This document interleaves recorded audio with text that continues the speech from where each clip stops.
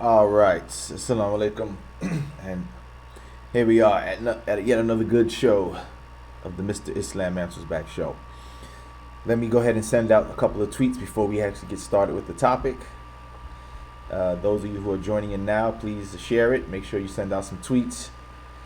Share it out on your Twitter, your Facebook, Instagram. Don't forget to like the video as well. That also helps it out. So don't forget to do that. Like the video. That way we can increase the viewership of it. The more people see it, the more likes we get. So don't forget to like the video. Even those who watch this at a later time, if you watch it after the live broadcast, please also remember to do the same thing. You can still like it, share it. Let's get the views up on it. All right, let's send out a few tweets and let everybody know that the show is beginning.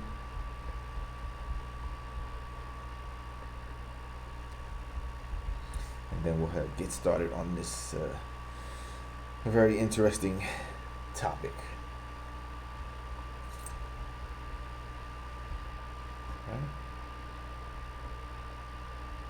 Thing. Welcome the comely man, Muhammad Zakaria. Welcome, salam.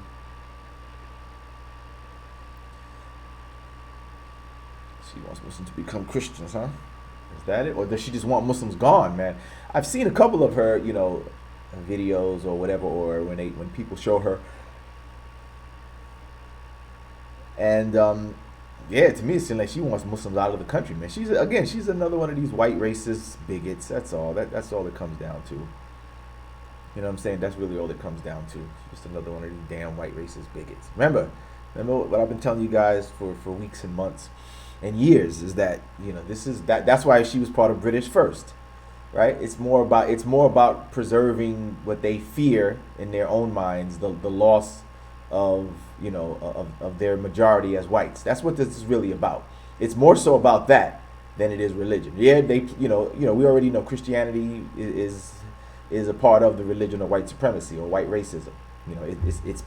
It's an additional part of it. It's one of the subsets of it. You know what I'm saying?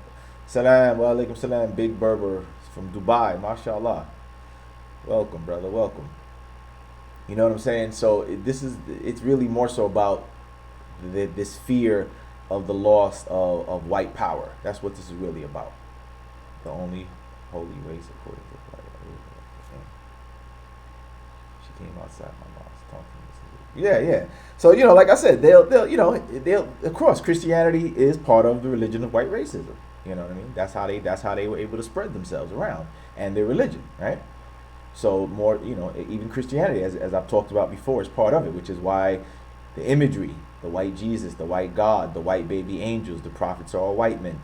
They took that around with them as they conquered, right? As they conquered and invaded, and then they taught the people that they invaded. They made them, if they accepted, if they accepted Christianity, then they were subdued, right? They were subdued not only physically, but mentally. Mentally, they were made subservient. You see, I think I talked about this on the last show, right? Where I read that article about how, the colonialists, how they used Christianity, how they would have missionaries with them, how they had a missionary person who was part of their, when they invaded, or the Dutch East India Company had a missionary who would kind of subdue the natives, and and he said, yeah, we'll give them their religion, and they'll get nothing in return. Right? We'll use Christianity to subdue them, turn the other cheek, love your enemy, pray for those who curse you, all that stuff like that, and they'll get nothing in return. We'll subdue them with this nonsense, give them the imagery of the white God, white Son of God, Jesus, white angels, white prophets.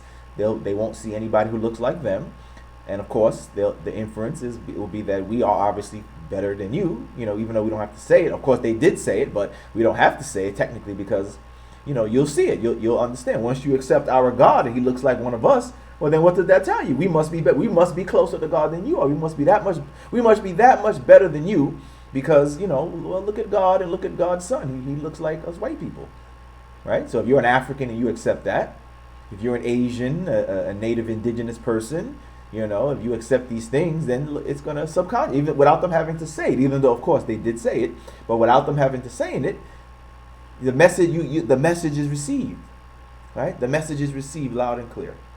Let's see. Walaikum salam, brother. When you have time, will you debunk? The alleged Quranic era of Abraham and the fire. All right, I'll have to check that out and see what he's talking about. I'll take a look at it. You know. So, all right, so good. Mashallah, we got good viewers here. We got good viewers. Okay, good. So let's go ahead and get started. Wait, let me one more tweet. Let me send one more tweet. One more tweet, and then we will go ahead and get started. All right, let's go ahead and do this. Yeah. All right, so this topic we have today is about, for those of you brothers and sisters in the UK, and for those in America who may not be familiar, you know, the same type of people we have over here in the United States, you know, who promote this anti-Muslim, anti-Islamic agenda. Over there in the UK, they have a couple of their hate-filled, bigoted, racist celebrity, you know, haters over there as well, like Tommy Robinson, you know, this lady right here, Jayda, Frensen, you know, EDL, BNP, for Britain First, and all this stuff. You know, these are just Britain's version of, you know, of their white racist organizations and groups. All right. And again, you know, like I said, they like to claim that, oh, we're just criticizing. No, you're not just criticizing Islam. You're not just criticizing. You're bigots. You speak bigotry. You speak racism against the immigrants who are Muslims, against immigrants in general, whether they're Muslim or not. So stop this. We're just criticizing Islam BS. You're not just criticizing Islam. You're spreading, you're doing, you may be doing that sometimes, but a lot of times it's really more so the spreading of bigotry and hatred. And this is why, if those who don't know, she was convicted. Right? She got convicted back in, what was that? Back in March. Right? She got convicted back in March for hate speech. For those who don't know. Right? Take a look. Yeah, she got convicted back in March for hate speech. Right? And then I just saw, which I saw this morning, that she was given a sentence. But the sentence was a slap on the wrist, you know. She got, they said she got 180 minutes of, or 180 hours. 180 hours of community service. So, you know, a little slap on the wrist, you know what I'm saying? But that's about it. So I saw this morning that Robert Spencer had posted about her, claiming that she was convicted for claiming that there is no moderate version of Islam. And of course, that's a blatant lie. She said more than that. And it was the more that she said that got her convicted. But again, this is how they like to downplay it. Right? This is how they like to downplay this, by claiming that, oh, look, you know, they make up some BS claim that, you know, to make it seem like it wasn't like, you know, the person didn't say anything wrong and that they shouldn't have been punished. Oh, she got convicted because she claimed that there was no moderate version of Islam. What a goddamn liar this Robert Spencer is, and her as well. You know what I mean? And I read the article. I said, man, the article says that she said a whole bunch of stuff, which we're going to get into to show you what she said, to show you that Robert Spencer is a lying bigot, his damn self, talking about, oh, you know what I'm saying? To make it seem like she didn't really say anything. Oh, all she did was claim that there's no moderate version of Islam, and that's why you know, they charged her and got convicted. No, sir, that's not what happened. So let's take a look at it. Let's take a look and see what she actually said. So she was convicted over hate speech, right? Here's what they said. She gave a speech at a rally in August 2017. So here's what she said. Let's see. These are the things she said. That I'm going to tell you the part that I want to address. Well, I'm going to address really all of it, but here's the thing. She said this. She said that, she added, her statements were, these are a few of the things she said. She said, Islam says every single one of you wonderful people here today deserves to be killed.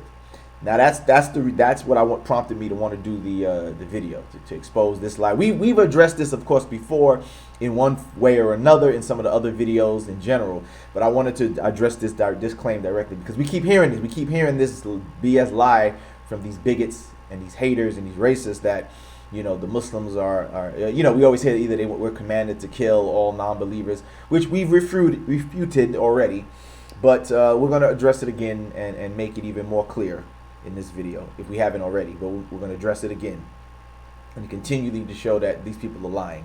Let's see. She went on to say that, let's see, what else is she going to say? She goes on to say that it says on that occasion, she had I guess this was another event in December 2017 at a Belfast Peace Wall. She was said to say that she declared that the Islamification of Britain will lead to similar walls to separate the two sides. How many Muslims are? What's the Muslim population of Britain for these people? Just like in America, America's Muslim population is maybe 1%, right? Maybe 1 to 2%, maybe if that. But they're acting like, these people with their fear mongering act like there's so many Muslims that the Muslims are ready to take over the country, and I'm like, man, shut up, man. It's only, first of all, the Muslims are not even thinking that way, but number two, the population is so small that come on, cut it out. But that's how they stir up their audience and their supporters with that nonsense. Let's see, what else did she say? She claimed that the country was descending into civil war and said it was time to rise up against the biggest threat against the entire world. As I showed you in my last video, the biggest threat to the entire world is the religion of white racism, right? That's the biggest threat of the world, and has been. As you can see, I'm living proof of that, right? I'm living proof of that. The fact that here I am, a man of African descent, but I was raised up and born in a country called the United States, a country that was formed by colonizers and invaders, right? The Muslims are only in the Middle East, right? Islam is as far as how it spread, is in the Middle East. Yeah, there are Muslims in other countries now who have migrated or whatever, or Islam, for example, like in Indonesia, but no armies, as far as I know. There was no invasion of Indonesia and Malaysia, whatever, right? But the majority of the world, even these places that I mentioned, have a history that they were at one time taken over, invaded, and colonized by one European country or another, right? All these other countries, Indonesia, Malaysia, right? All of them, Africa, certain countries in Africa, all can tell you that they, at one time in the history, had been invaded and colonized and subjugated by the British, the French, the Dutch, the Spanish, the Portuguese, right? The religion of white racism is the most dangerous religion in the world, and the dangerous threat to the world. Has been and still is. Right? Canada, like I said, Canada, America, Central and South America.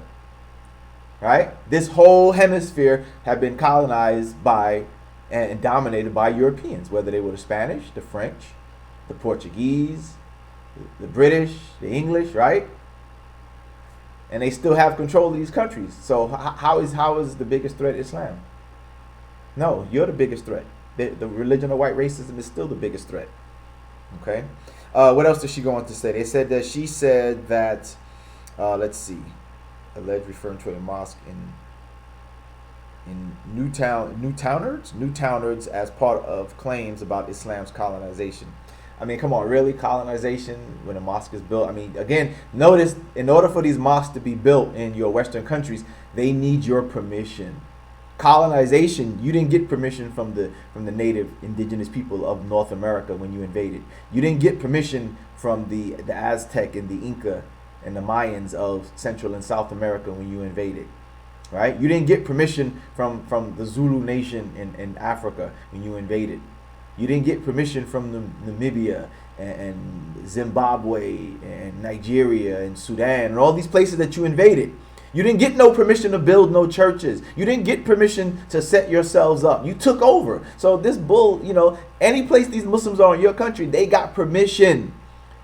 They had to ask permission to build their mosque. So cut it out with this invasion and colonization stuff. They get permission from you. Your people give them permission. That's not colonization, because they have to ask permission to build those mosques. So, these people is something else, but I tell you. What else did they go on to say? We got a problem with one religion and one religion only. That is Islam. Yeah, whatever. We know how that goes. Like I said, the only religion, that's their problem. But the real problem with the world is with the religion of white racism. The religion of white supremacy is the religion that everybody in this world really has a problem with. Okay, and these are some of the words from her, from her partners in her organization. All right, but today's show, I wanted to address this claim here, where she said that Islam says every single one of you wonderful people here today deserves to be killed, and this is a blatant lie. This is a blatant lie. Islam does not say that every single one of these people, i.e., every non-Muslim, deserves to be killed. That is not what Islam teaches. That is a blatant and bold-faced lie. All right. Let me also show you guys also where she got sentenced. So this is recent. This was yesterday. She got sentenced over her statements. Okay. And like I said, this is what prompted, because I saw Robert Spencer's claim. So I said, let me look up and see what actually, because I know how these people are lying bigots. And that's that. I advise that to you. Never trust what they say. Always verify. Always go and look it up to see what they're saying. A lot of times you'll find out that they lied. Like I found out Robert Spencer lied. I went and looked up to see what actually they sentenced her for, and then I found out that she actually said more than just what he claimed. That supposedly, she got convicted for saying that there's no moderate version of Islam. It sounded ridiculous, so I figured it is ridiculous. I figured that's probably ridiculous. So I found the statement, the claim that she got sentenced for that over that ridiculous. And I said it's got to be more than that. And sure enough, when I looked it up, yep, it was more than that. She's hate. She got convicted justly for preaching hatred. So what did they say? Here's some other stuff that she said. Let's see. It said the court heard that Frensen told those gathered at the rally that there was no moderate version of Islam and that these people are baying for our blood. She added it again, Islam says every single one of you wonderful people here today deserves to be killed. Of course, is a lie. Those attending the rally were then told it was time for the world to come together against the one common enemy.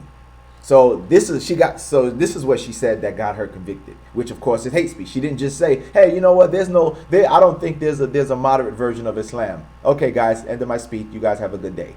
No, right? So, but this is what these bigots like him and they like to lay. They don't want to expose the whole truth.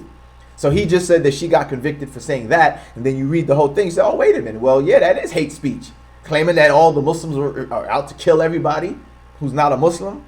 Claiming that you got to come together against the common enemy, right? That the world needs to come together. That's inciting violence, hatred. Though they need to come against us all and come kill us or something. So come on. So but this is how they lie.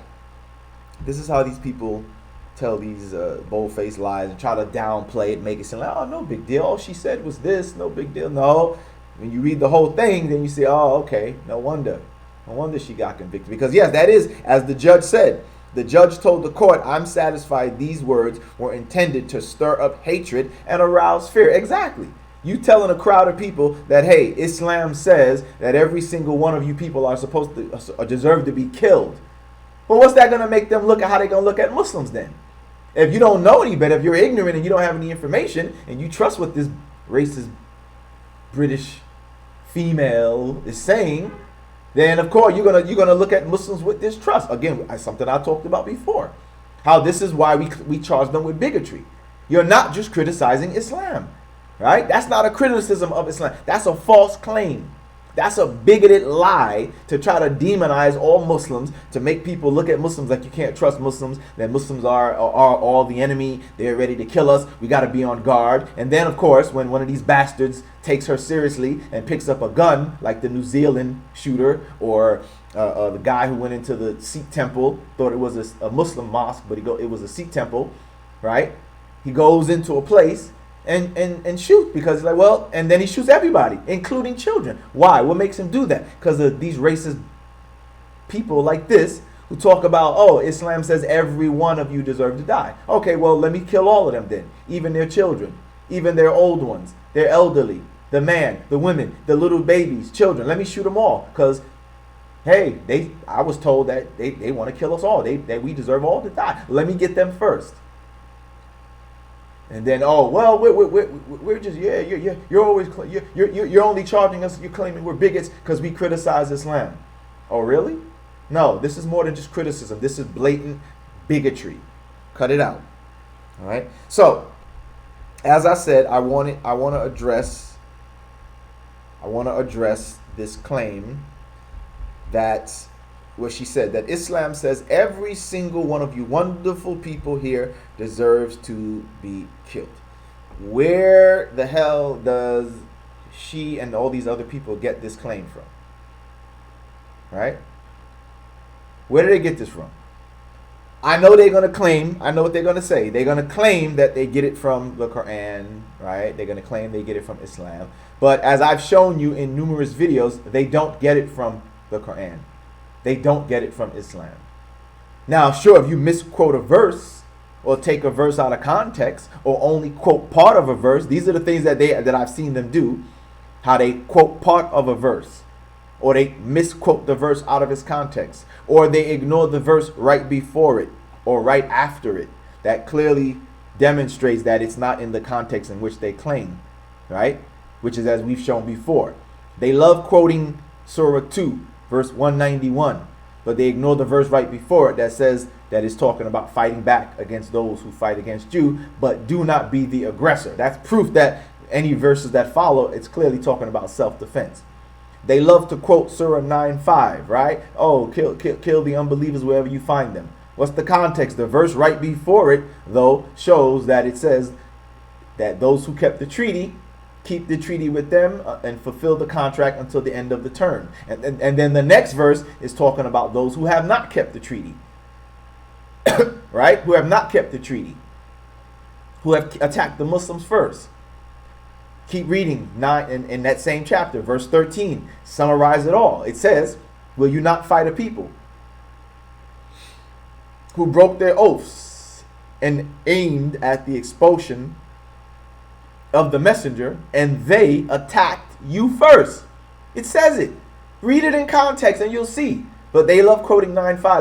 Like I said, even the verse after 9:5 refutes them.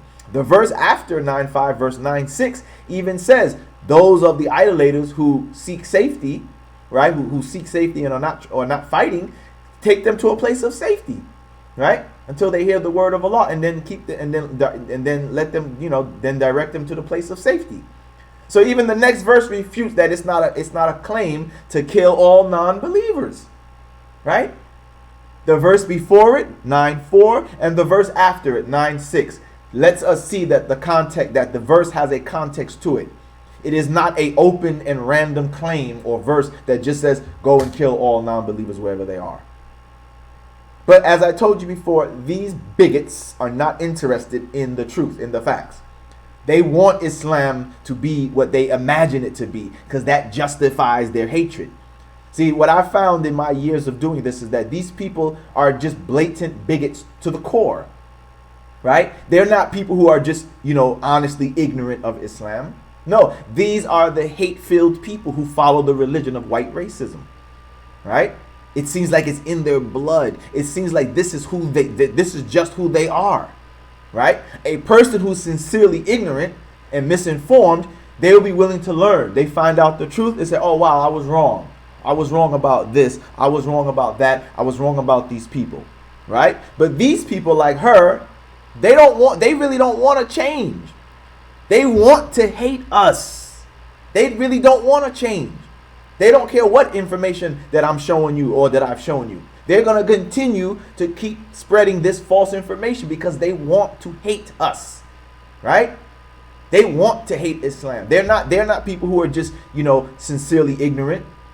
No, they want to hate. And this is why I told you, remember what I told you before. This is why they make that claim that there is no distinction between the Muslims, right? You heard this before. I told you about this. That they promote this idea that there's really no difference between the Muslims, that we're all just potential, we're all terrorists at heart. We're all radicals. We're all extremists. We're all ready to kill at any moment.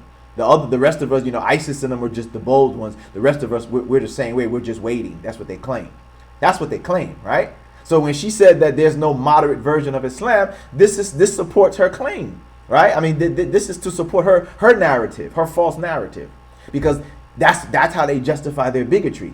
This is how they can justify their bigotry, by saying, hey, you know what? There really is no moderate Islam. It's all violent. You see, it's all violent. That way, if a Muslim comes and tries to talk nice to them, oh, nope, don't trust him. Don't trust her. Nope. Because there is no moderate version. So that therefore justifies the hatred of all Muslims, right? I watched this video. This was from a while back, a few years ago, I think, where there was a Muslim community here in the United States in Washington, D.C. in the local community in the suburb of Washington, D.C. And they were petitioning to build a mosque or Islamic center in this area. And the area had a lot of white people. Unfortunately, as I said before, you will find that, as I said, most of the people who are bigoted, most, not all, but most of the bigots against Islam, unfortunately, are practitioners of the religion of white racism. So you will find mostly that it is more white people who are the haters and bigots against Islam. Mostly, yeah, you'll find some Latinos, you might even find a few blacks or whatever, but the overwhelming majority of the people who hate Islam and Muslims, unfortunately, tend to be mostly whites. White racist bigots. Okay, let's put it that way. White racist bigots. Not all whites, but a lot of white racist bigots. And therefore, you will see most of the bigotry against Islam comes from the white community, right? So, oh yeah, you know what? You know what? I actually did want to do that. The Company Man. You know what? Yeah, because it came out years ago. But yeah, when I first saw it, I wanted to put together a refutation of that. And you know what? You're right. Yeah, I need to go back and revisit that and do a refutation of Gert Wilder's. So yeah, I will. Inshallah, I will do that. So what was I saying? That right. So you know they. So yeah, so the community up there. So basically, here in the United States, when you want to do something in community, you know, they have like these public hearings or whatever, where you know the public can express their agreement or disagreement with whatever you're planning to build, whether it's another business, an addition to your house, you know, addition to a company building or whatever, a religious center, whether it's Christianity, whatever. So they'll have, you know, they will allow the public to express their feelings about said project. And so the video shows that a lot of the white members of the community showed up to this public hearing about this thing, and some of the brothers and sisters, you know, were there obviously, or the representatives of the people who plan to build the masjid. And so a guy got up in the audience and he was like, nope, I don't want you guys to build nothing here. You're all a bunch of terrorists. And he said, all of you. And he made it clear. He said, nope, I don't want to hear it. Nope, you're all terrorists. You're all, yep, all of you. And the audience is clapping. This majority, if not all white audience of people in the neighborhood, they were all clapping. I was like, wow. You see? They all applauded what he was saying. And again, he made it clear. He said, yep, nope, I don't want you guys building anything in this community. You're all terrorists. You're all evil. You're all trying to kill it. Nope, I don't want to hear it. Nope, because the Muslim brother was trying to explain. Nope, I don't care what you say. I don't care what you say. You're all a bunch of terrorists. I don't care what you say. I don't care how nice you try to make it sound. Nope, you're all a bunch of terrorists. I was like, wow. So that was clear bigotry, and the audience is clapping. Everybody started clapping for this guy, cheering him on. So I'm like, wow, you see that? Or at least most of the audience. Let's say the majority. I couldn't see everybody. But from the sounds of it and the looks of it, it appeared that at least 99% of the audience was clapping for what the guy said. The white racist who stood up and said, I don't want you guys building nothing. So my point is to say that this is why they promote this narrative that there is no moderate version of Islam, because that fulfills their narrative, right? If they start to say, well, you know, there are some good Muslims, you know, then you see what I'm saying? Then that doesn't satisfy them. That doesn't satisfy their bigotry. That doesn't satisfy their hatred, because, you know, now the Muslim who comes around and he's trying to be nice and trying to make peace and all that, well, you know, of course you can't show him your bigotry. But as I said, because these people, this is who they are, this is their racist, bigoted, devilish nature, therefore they don't even want to be friends with any Muslim. See, they don't want to be friends or peaceful with any even a so-called, you know, quote unquote, who they would consider a good Muslim. So it's better to say, you know what, there is no moderate version of Islam, therefore all of them are evil, and we can justify hating and all of them. That's what this is about. That's why they promote that narrative that there is no moderate version of Islam, so they can really justify hating all of us. And if you look in the history of these devils, then that's what you see. When it came to mistreatment of blacks in America, all blacks were hated, right? They were all hated. When it came to, you know, mistreatment of any other people of color, when they went to India, when they went to, you know, China, you know, the Chinese had the Boxer Rebellion, where they're trying to fight back these devils who are invading their country. The Native Americans, the Incas and Mayas down in Central and South America. You see, this is how they justify their bigotry, by claiming that whoever they hate is all that. They're all, when they talked about the Native Americans and indigenous people, they're all savages. They're heathen. They're all of them are that way. Therefore, no respect, right? No, therefore you don't have to respect them. Therefore, you can decimate all of them if you can, right? You see what Hitler did, right? And although, and check this out, although they try to separate Hitler from themselves as an aberration, no, he's just like the rest of them. Hitler is nothing more than another practitioner of the religion of white bigotry.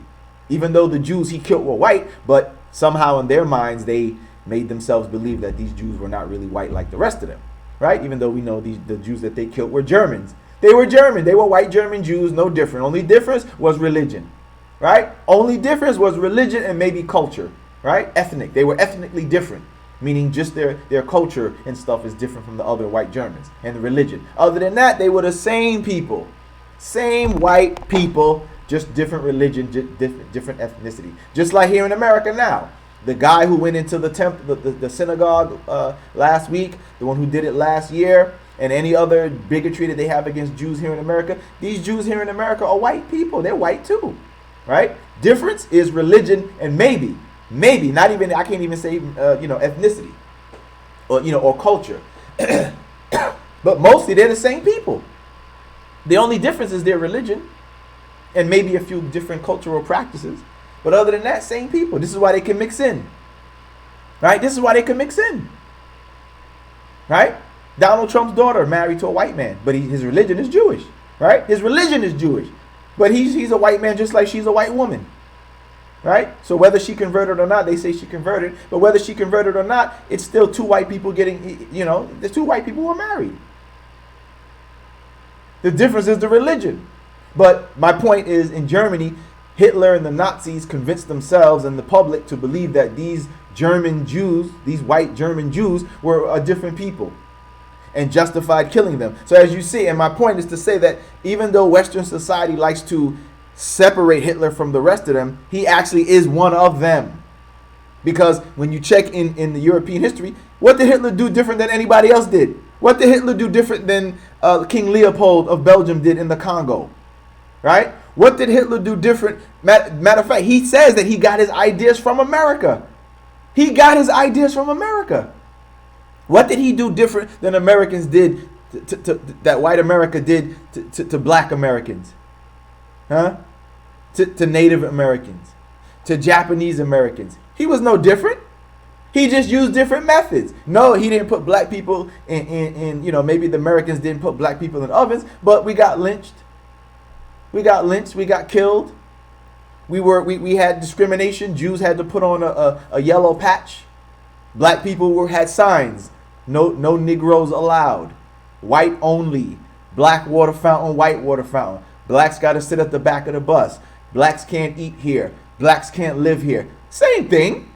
Same thing. You didn't put us in ovens, but same thing. Same mistreatment, same abuse, same murderous, devilish ways of acting against us. Right?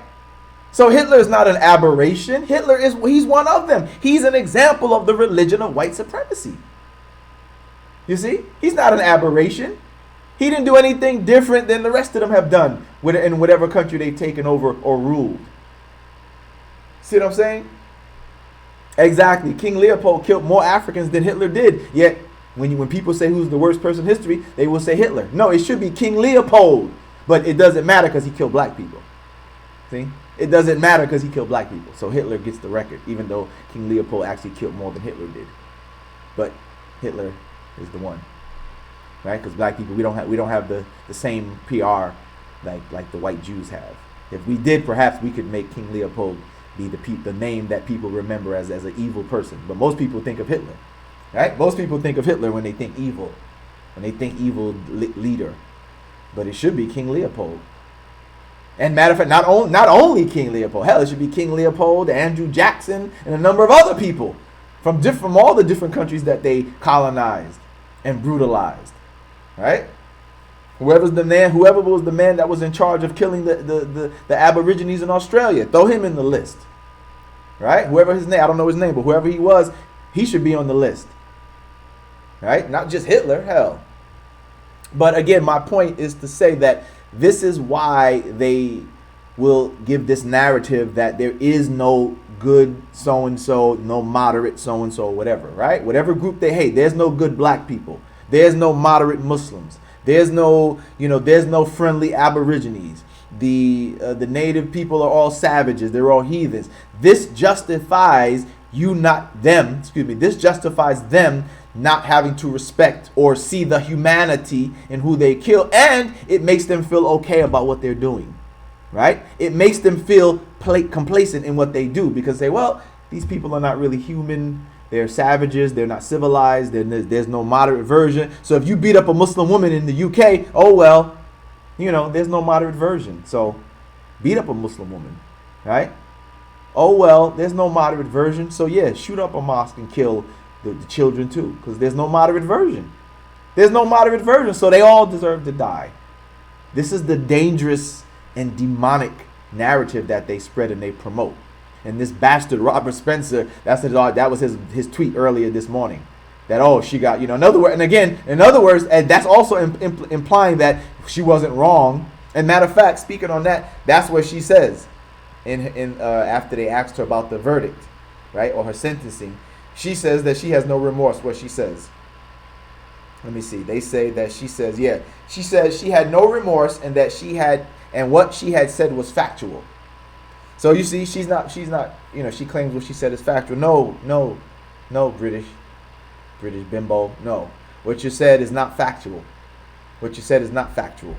Okay, no, Islam does not say that every person who's not a Muslim deserves to die. You a damn liar. You a damn liar. You know what I'm saying? Yeah, exactly, Council of Small Ears. Yes, it's been used over and over again by the religion of white racism. That's their go-to claim. And they use it for generation after generation to justify the hatred and mistreatment of those whom they hate. Okay? But so I wanted to get into make the point. Let's go to some verses from the Quran that clearly demonstrate that she is a blatant liar. Okay, let's do that. Let's go to some verses that show that she's a blatant liar. In other words, she's a blatant liar. She claims, number one, that there's no moderate Islam, and number two, that Islam says that all these people, who obviously all non-Muslims, deserve to be killed. That is a lie. Okay, so let's take a look at that and see why that's a lie. All right, so as you see on the screen, the reason why that is a lie, because number one, Islam says to call people to Islam. If all non-Muslims are supposedly deserve to be killed, then who would we invite to Islam? Then how would we be able to make more Muslims? Not just by having babies, not just by Muslims having babies. That's not what Islam calls for. It says, right, as you can see in this verse, that we're supposed to call people to Islam. If according to these bigots that every one of them deserves to be killed and we're supposed to kill them where we find them, then there would be nobody left to bring to Islam.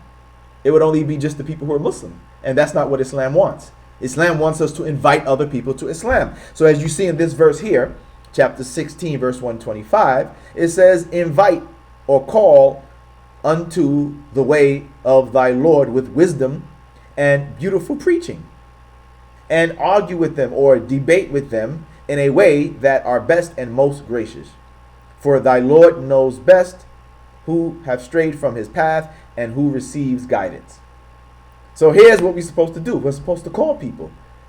If according to them we're supposed to kill everybody who's not a Muslim, then what's the purpose of calling people to Islam? Right? What's the purpose of calling people to Islam? This verse says call people to Islam. If according to them, this is a lie, but according to them, we're supposed to kill everybody who's not Muslim. Then why are we told to call them for? Why kill? Why call when just kill? Because obviously we're not told to kill all non-believers. You're a damn liar. And as I told you, all those verses are talking about self-defense, fighting back in self-defense. I've made numerous videos proving that point. And we'll add this to the list of videos that prove that point. So as you can see, the Islam, what we're commanded to do is to invite people to Islam. I repeat, if according to them, we are supposed to kill everybody who's not Muslim, then clearly there would be nobody to invite to Islam. That makes no sense, right? That means the only Muslims will be the people who are already Muslim and their children. What about people, what about the rest of the people? That makes no sense. It makes no sense whatsoever. And it's a lie. This is why we see right here, this verse says, call people to Islam. And to do what? With wisdom and beautiful preaching. And to have debates with them or dialogues with them. Right? That's the real word. Some of the older translators put argue, but argue is really not the good word. Jiddalhum means it's like it's because it comes from the same root, to struggle, right? Jiddal. So this means that in the dialogue, it's a struggle, which is the definition of what a debate is. Two people struggling to make their point, to get their point across. It's a debate. It's a dialogue. You're struggling to make your point, to show the person the evidence, etc. So that's the best translation would be to debate or dialogue with them. Some say disputations, right? But really like a debate. Jiddalhum. Not kill them, invite them. Other verses that make the point. Check here, look. Chapter 60, verse 8. Chapter 60, verse 8. Here it says that Allah does not forbid you respecting those who have not made war against you on account of your religion and have not driven you forth from your homes, that you show them kindness and deal with them justly. Surely Allah loves the doers of justice. So here, a very clear verse that they cannot dispute. They can't dispute this. It clearly says that Allah does not forbid you respecting those who have not made war against you on account of your religion, nor have they driven you from your homes. To these people, it says, show them kindness and deal with them justly. Jayda, Spencer, Wood, Apostate Prophet, you can't dispute this verse. And again, I already showed you in one of my previous shows that no, this verse has not been abrogated. This verse has not been abrogated. It's still applicable. It's still in the Quran, and it's still there. That doesn't make any sense anyway, right? If it had been abrogated, then why would it still be in the Quran? If it's done away with, you remove it. Remove it from the Quran. But it has not been abrogated. That is, whoever claims that it's abrogated is wrong. As I demonstrated in my previous, I think it was the two previous shows before this one. I demonstrated clearly that the majority of the scholars say, no, this verse is not abrogated. It is still applicable. It is still a valid verse. I know you guys don't want it to be valid because it destroys your argument. It refutes your narrative that Islam is violent and evil. So I know you don't want it to be valid. But the scholars say that this verse is valid. It has not been abrogated. It has not been abrogated. Neither have the other peaceful verses either. But I know you don't like that because this destroys your narrative. Because you want Islam to fit your false narrative that you have in your delusional, bigoted minds. You want it to be evil. You want it to be violent. You want it to claim that we're supposed to kill everybody. But you're wrong. You're lying. And the proof against you is right here in the book still. Okay? More verses. Chapter 5, verse 8. Chapter 5, verse 8. Says, O you who believe, be upright for Allah, bearers of witness with justice, and do not let hatred of a people incite you to not act equitably. That is nearer to piety, and be careful of Allah.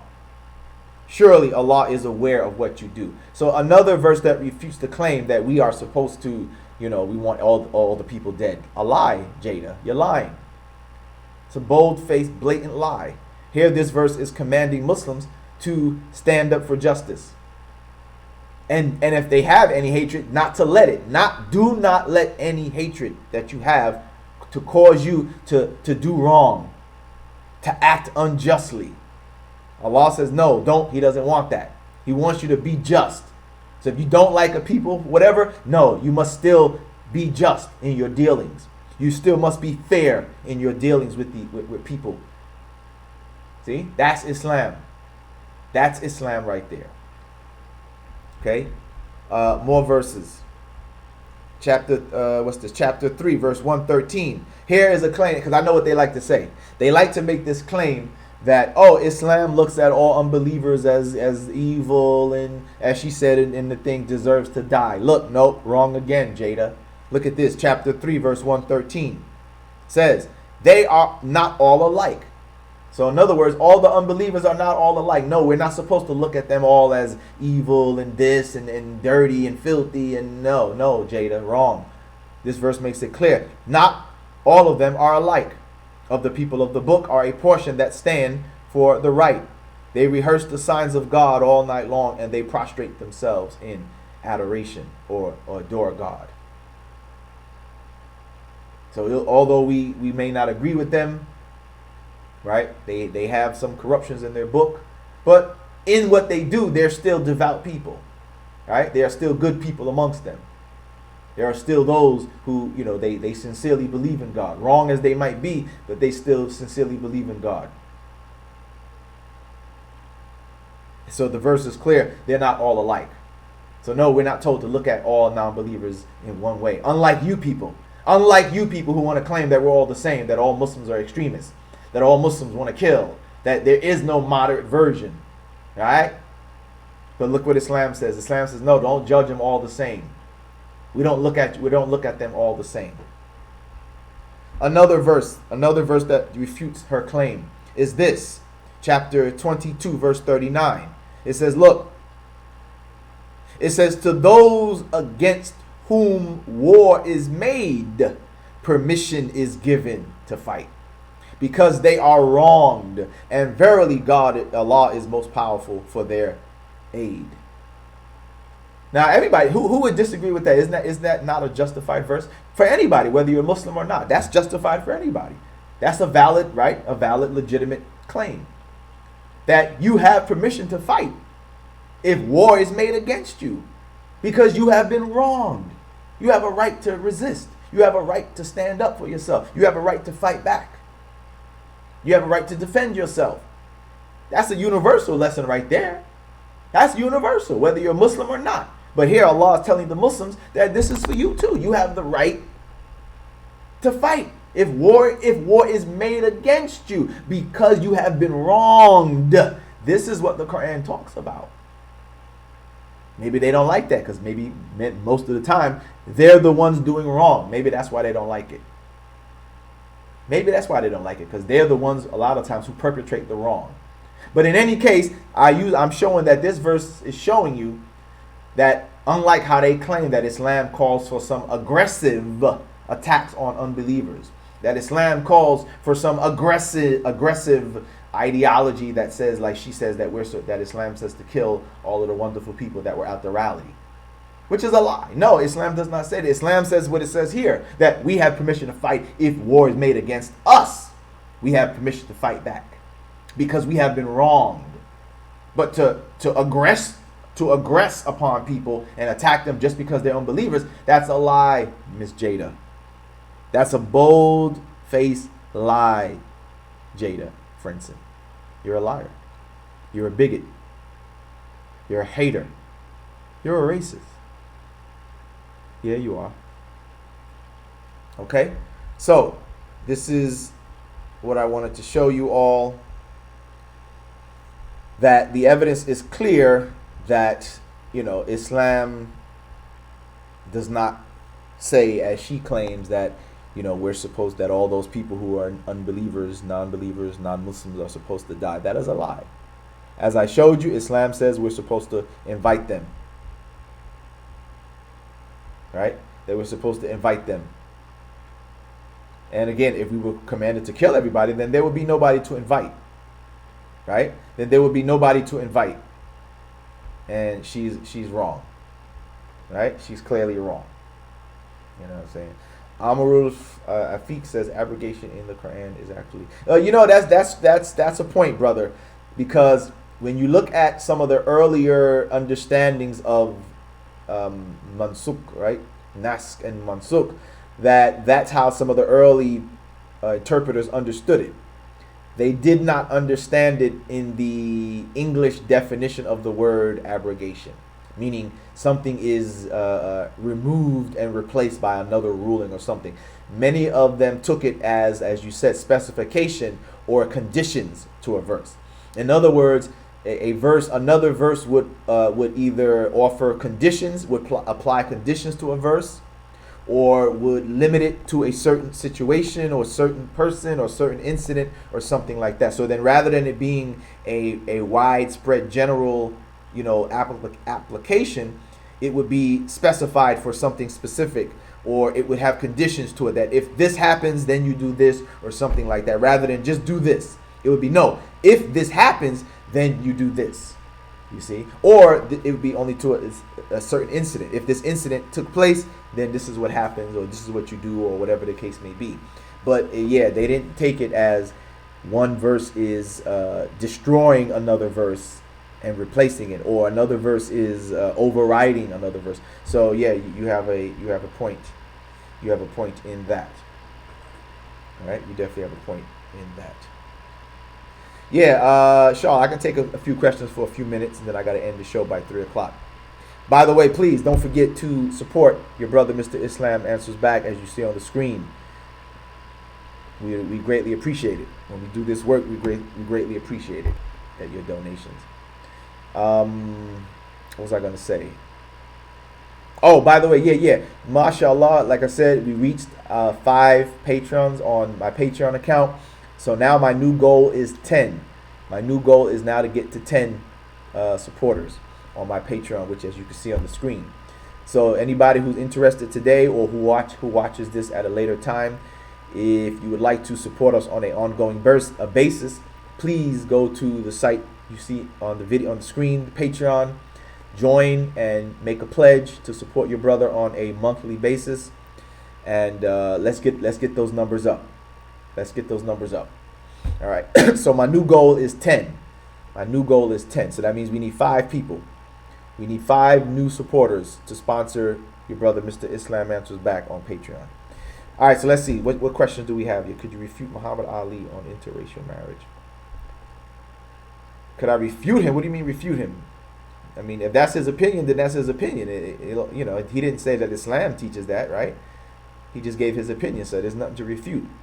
If that's his opinion, then, was his opinion, then that's how he felt about it. You know what I'm saying? I don't think he said Islam says that. That was his opinion. He feels that should be interracial marriage. Then that's what he felt. What else? Any other questions? Sometimes you get the impression they are jealous of Islam because they spread hate. Yeah, well, that could be part of it also, Council of Small Ears, because, Islam is looked at as a competitor religion, right? You notice they don't really say nothing about Hinduism. They don't really say nothing about Buddhism because, those religions aren't really spreading like Islam, right? Islam is a competitor to Christianity. And, they want Christianity to be on top, which, as I showed you, and the reason why is because Christianity promotes them. Right? Jesus is portrayed as a white man, blonde hair, blue eyes. He looks like a European. So if you spread Christianity, you thereby spread, subconsciously the praise of whites. Right? That's the unspoken behind the scene thing, because you're promoting, when you look at the imagery of Christianity, that's who it's promoting. Right? Even Brother Ahmed Didat talked about this. I talked about this before. In his book, Desert Storm, he talks about this, about how, the imagery promotes a type of white supremacy. So even Brother Ahmed Didat spoke about this.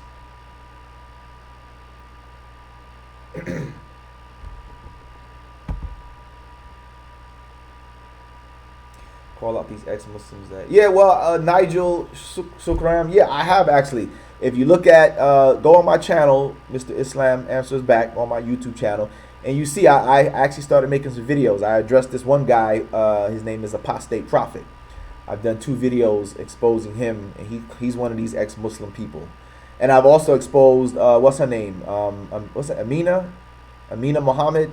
I think that's her name. Oh, no, Yasmin Muhammad. I've also exposed her. I've done videos refuting her. She's another one of these ex-Muslims, people. So I've dealt with them. I'm saying I've answered them, and I'll do. Of course, I'll do more. But yeah, I've actually spoken about some of these people. Let's see what else.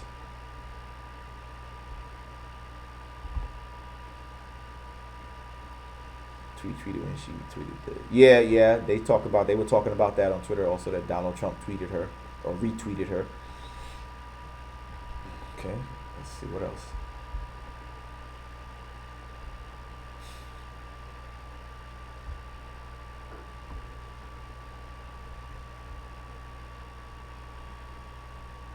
Yeah, I've also dealt with him too. Yeah, matter of fact, yeah, I got a response to him too. That guy Armin Navabi, I've also responded to him. So yeah, I've been actually making videos addressing these ex-Muslims, these ex-Muslim people. So yeah, I have a number of refutations against them, against Yasmin Muhammad, Armin Navabi, and Apostate Prophet. And of course, I'll do more. I'm going to do more, of course. So, but yeah, support my brother, support me, Nigel. You know what I'm saying? Inshallah, support the brother so I can do more.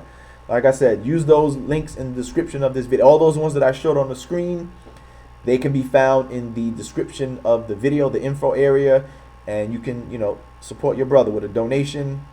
Either make a pledge on Patreon or, make a donation on PayPal or Cash App, and help me out so I can, expand my work.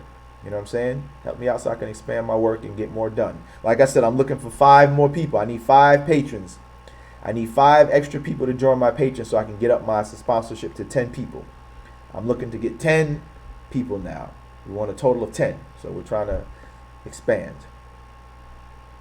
Okay? So inshallah, I'll do that. Is their friend. Well, see, the thing about that is that, right, some of these people will get a wake-up call because they'll find out that, bigots who don't know them will look at them and just see an Arab person, see? The bigots who don't know any better, that's why, for example, Sikhs have been attacked. Because these bigots hate anybody who looks like that. And that lets you know that they claim that it's not racism, but that lets you know that there is a racist component. Because they attack people who look like Arabs or look Indian or Pakistani, right? So that lets you know this is racial. If it wasn't racial, then why are you attacking Sikhs? You attack Sikhs because they look like who you perceive to be Muslims. Why do you attack Arab Christians, right? There have been stories ever since after 9/11 that Arab Christians have been attacked. Arab churches have been attacked because they thought it was a mosque, because they see Arabic writing and they don't realize it's a church. All they saw is Arabic writing. So that lets you know that this is race. There's a racist component because they view you to look like a certain person. You have a certain look. You're brown skin. You look like you're Middle Eastern. You look like you're Indian, Pakistani. And you could be a Christian. You could be secular. Right? You could be an atheist for all they know. But because you look like their target, they will attack you. So yes, some of these ex-Muslims will find out that the far right is not behind them because they'll say, oh, he looks like he's one of those people. Let's go beat him up. Let's go do him harm. Let's hurt him or her in some kind of way. And that has happened. There have been stories of Arab Christians being hurt. Sikhs being attacked. Sikh temple being attacked.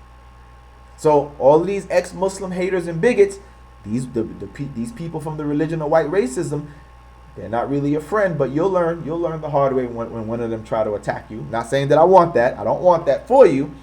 But there have been many stories where this has happened, and maybe you'll get your wake-up call. Prefer you not to get it that way. I prefer you to get it by just realizing that you're just being a bunch of bigots. All right? I prefer you just see that your information, that you're spreading false information and lies. So. But all right, let me go ahead and end it there, brothers and sisters. It's 3 o'clock. Oh, by the way, I have some notes that I will add to the Patreon, which shows that it's called "Are Muslims?" This is another notes from my debates, which the question is: Are Muslims commanded to make unending war on non-believers? This is a claim of Robert Spencer, and obviously the claim of Jayda Frensen, claiming that all Islam supposedly says that all the people that she was talking to, meaning all Muslims, deserve to be killed. I will add these notes to my Patreon for those who make a pledge at that level, that to show that the claim that Muslims are supposed to kill all unbelievers or supposed to be at all a constant war with unbelievers just because they're unbelievers is false. All right, so I'll share those notes with those who are my patrons. All right. Yeah. Ramadan is coming, so yeah. If you want to get extra blessings, you know that during Ramadan you get extra blessings for things that you do in the month. So yeah, make your donation during Ramadan if you want, and help me get these numbers up and get extra. You already get blessings for that, but get extra blessings for helping support your brother, Mr. Islam Answers Back, in doing my dawah work and doing my refutation work. My refutations against these haters and these bigots, inshallah. All right, brothers and sisters, I appreciate it. As I said, those who watch this later, please don't forget to like the video, share it, spread it around. Also, those who watch it later, don't forget you can also make a pledge or sponsor or make a donation at any time. The links are always available. All right, I'm going to go ahead and end it right there. And I'll talk to you brothers and sisters later. All right. Appreciate you guys watching. Assalamu alaikum. Oh, I got one more. Alhamdulillah. I got somebody joined in just a moment ago because I had 5, so I got 6. All right. So 4 more. Inshallah. Let's get 4 more so we can get it up to 10. Inshallah. And then we're gonna go to the next goal. But right now the new goal is 10 patrons. Inshallah. All right, I appreciate you guys. May Allah reward you. I appreciate those who donate. It helps. Brother Sammy, I didn't see Brother Sammy today, but Brother Sammy, if you watch this, I got your message from what you sent. I appreciate that, bro. And Brother Sammy, send me your email so that way we can talk about what you were saying that you wanted to talk about. Send me your email or email me if you know my email. Matter of fact, just go to my YouTube page. Go to my YouTube page, and you can contact me through there. My contact information is there. It's bro_Shadid@hotmail.com. All right, so you can contact me there, Brother Sammy. I don't see him here today, but if you watch this later, Brother Sammy, I got your message. I appreciate that. May Allah reward you for what you sent. And contact me through there. Send me an email, and then we can set up how we can give you a call. You call me, and we can talk about what you wanted to talk about, inshallah. All right, some of your ideas. All right, so appreciate it. Wa alaikum salam. You guys have a good evening or a day wherever you are in the world, and I'll see you on the next show. Assalamu alaikum.